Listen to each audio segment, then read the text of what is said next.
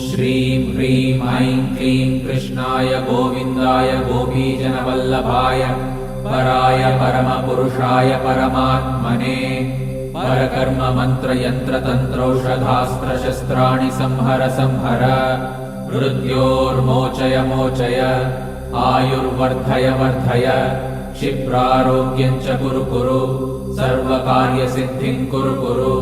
ॐ नमो भगवते महासुदर्शनाय दीप्त्रे ज्वालापरिवृताय सर्वारिष्टविनाशाय सर्वसम्पत्कराय सर्वदिक्शोभनकराय सहस्रज्वालाय परमात्मने परब्रह्मणे परञ्ज्योतिषे हुं फट् स्वाहा।